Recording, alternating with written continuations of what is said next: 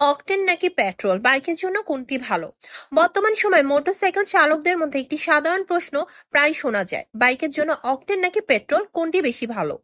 অনেকে মনে করেন অকটেন ব্যবহার করলে বাইকের গতি বেড়ে যায়, ইঞ্জিন মসৃণ ভাবে চলে।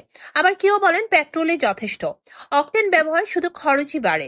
তাহলে সত্যি কি? চলুন জেনে নেওয়া যাক আপনার বাইকের জন্য কোনটি ব্যবহার বেশি ভালো হবে।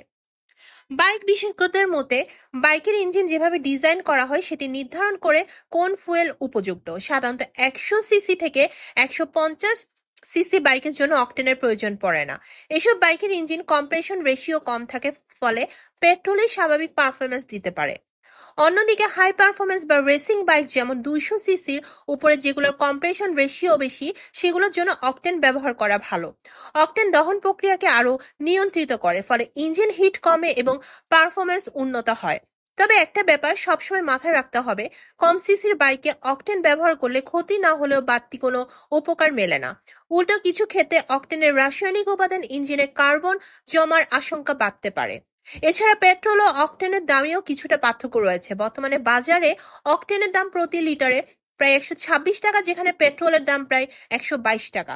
বাংলাদেশ পেট্রোলিয়াম কর্পোরেশনের বিপিসি এক কর্মকর্তার মতে, যে বাইকের ম্যানুফ্যাকচারার নির্দেশনা অনুযায়ী পেট্রোল ব্যবহারই যথেষ্ট, সেখানে অকটেন দিয়ে বেশ কিছু পাওয়া যায় না, বরং দীর্ঘমেয়াদে অকটেন ব্যবহার ইঞ্জিনে প্রভাব পড়তে পারে।